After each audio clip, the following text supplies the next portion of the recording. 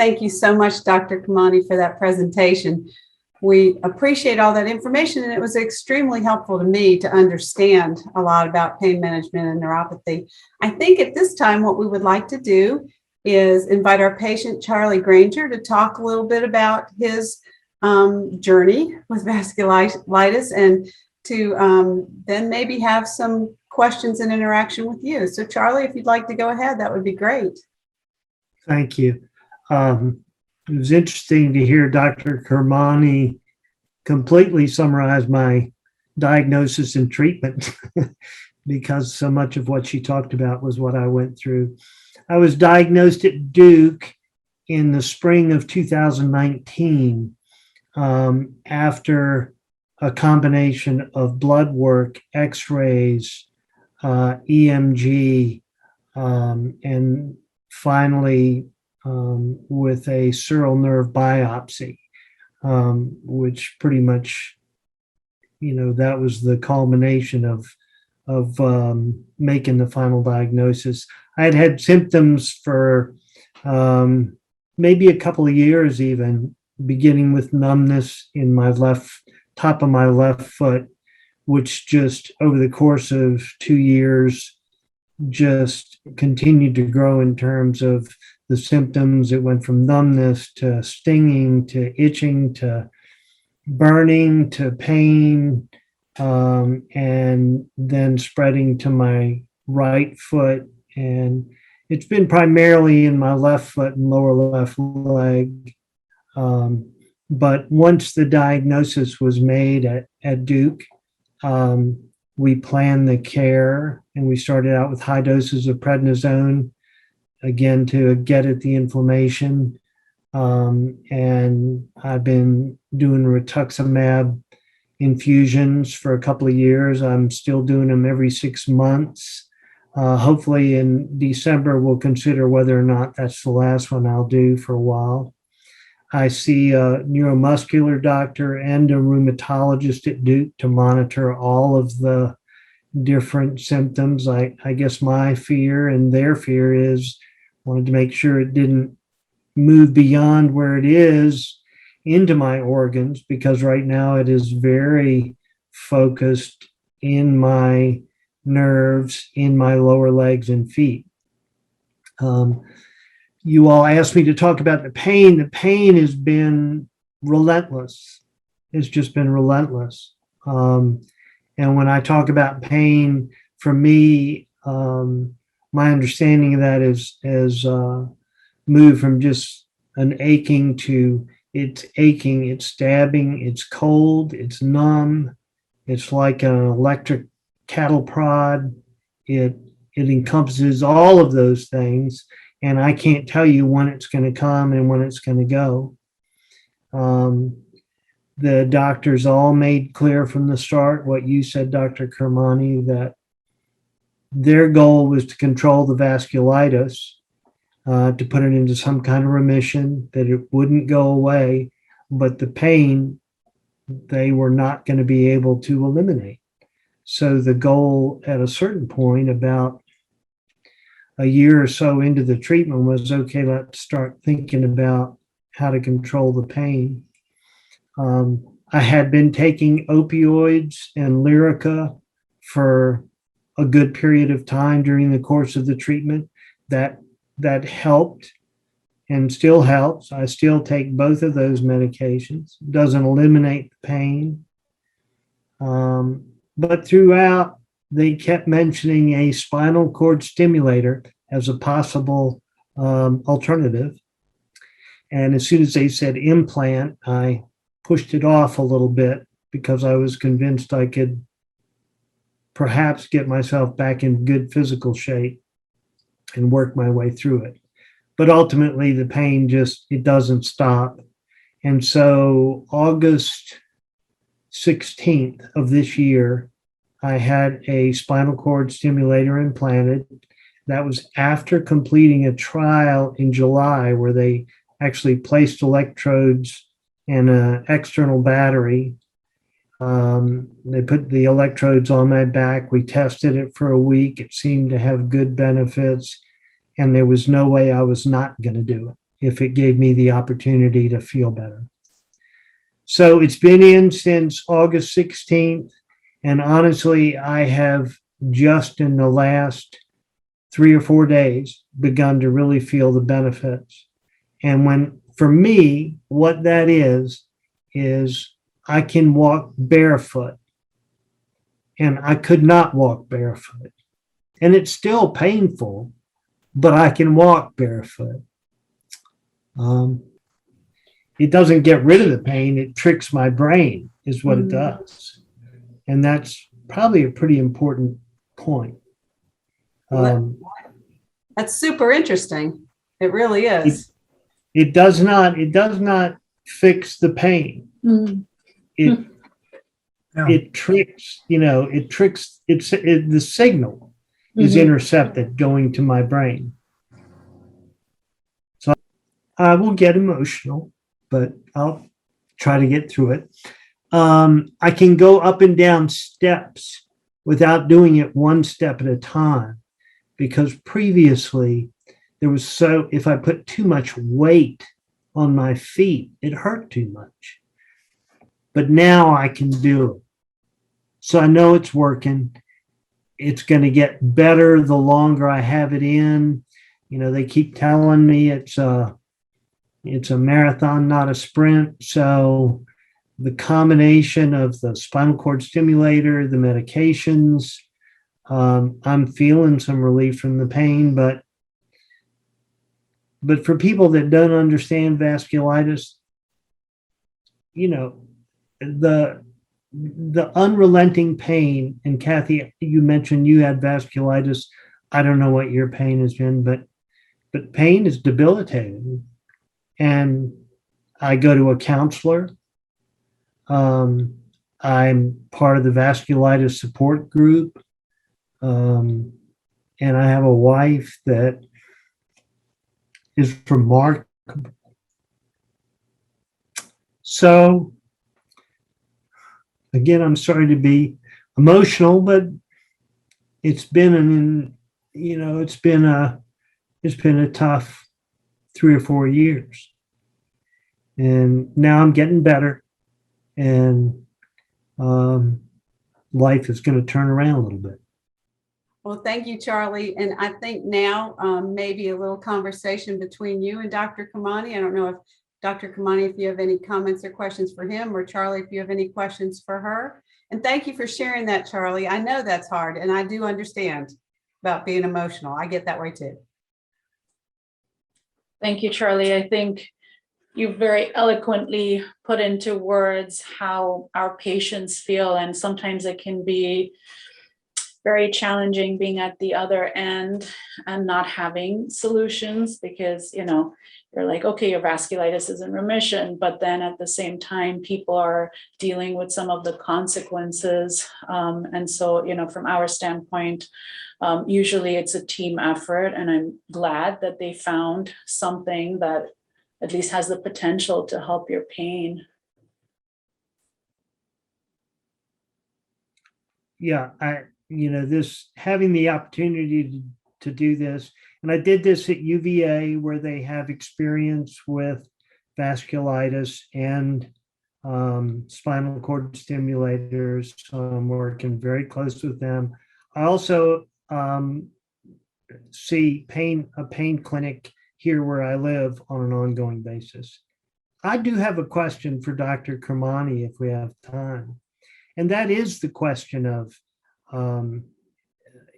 when I first got this, my doctors kind of said, well, your vasculitis is unusual in that it's starting specifically in your nerves, and we want to make sure it's not going to spread to your organs, whereas we typically see vasculitis affecting other systems and organs and then maybe spread to the nerves. So I'm kind of interested in your opinion on that. And we monitor that closely for me, but what are your thoughts on that?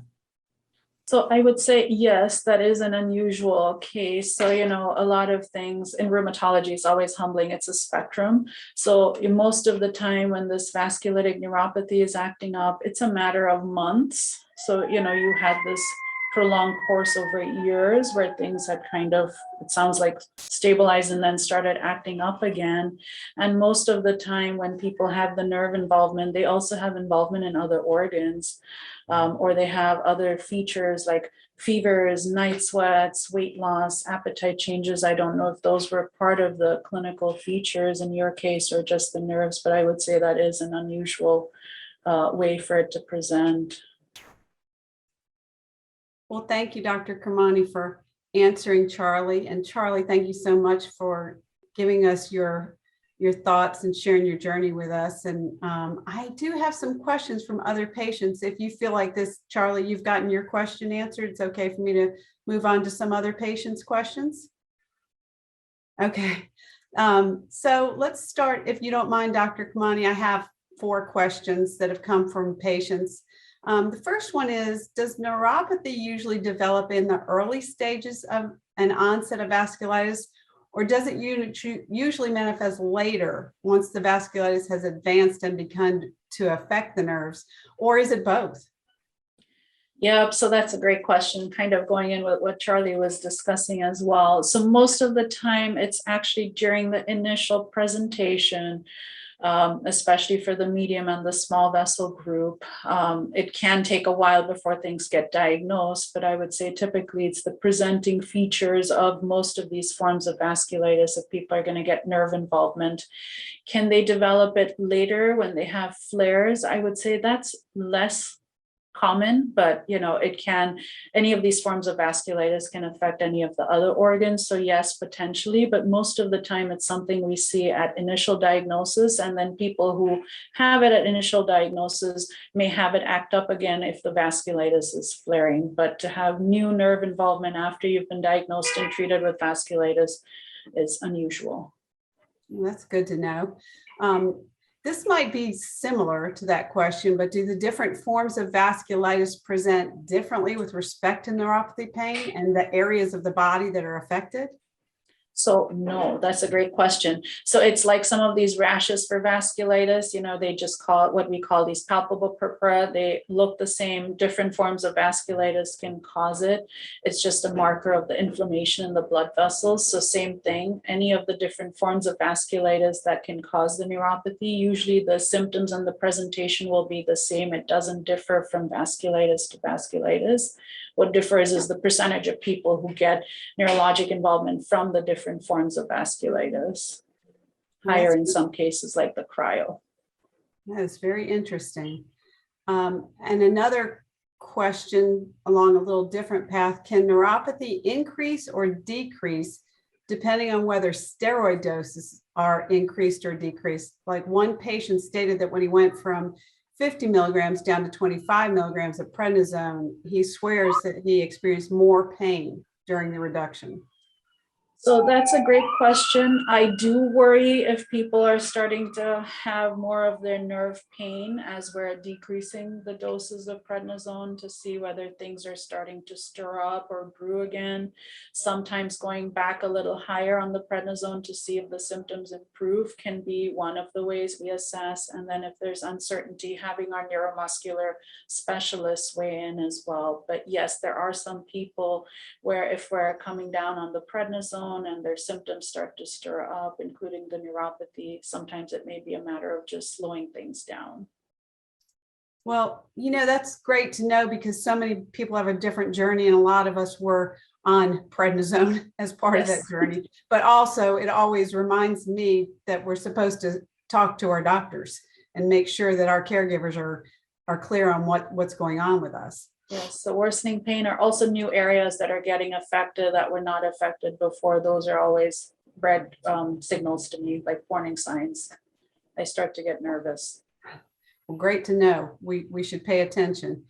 Also, I have a question that this one affects a lot of people. When a patient with vasculitis is having extreme pain and goes to the emergency department, but is met with a lot of skepticism by the attending doctors or nurses who don't understand the nature of vasculitis, how should we as patients be prepared to let these ED doctors know that the pain is legitimate?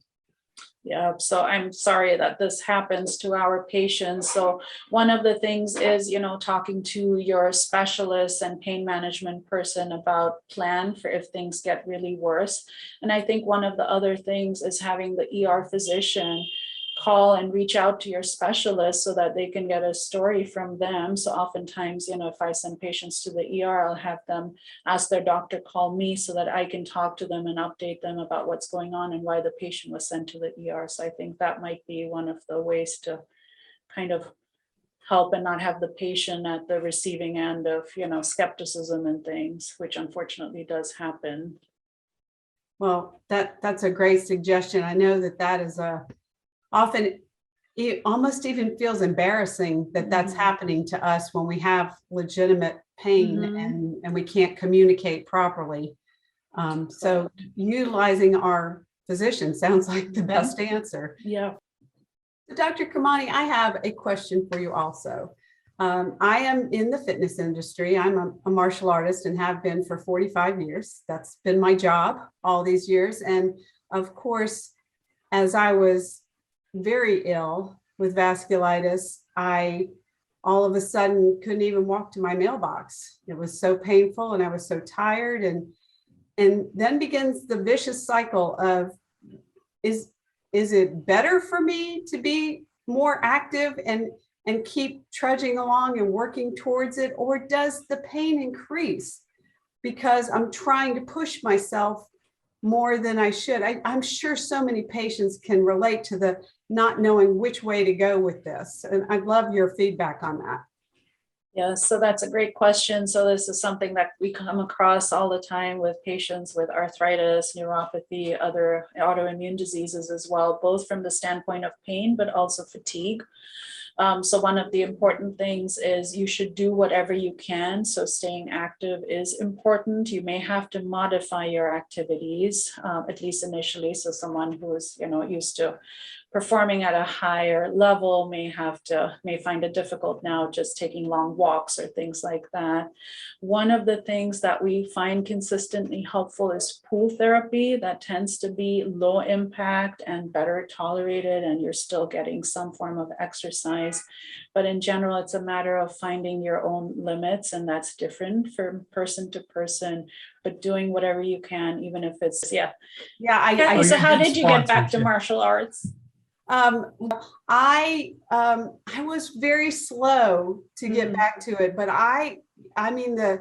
when I was diagnosed, I was 50 and I was in the best physical condition I'd ever been in my life. So my doctors say that I'm like their gift patient because they felt like, I was coming into it strong. But I was miserable at the time.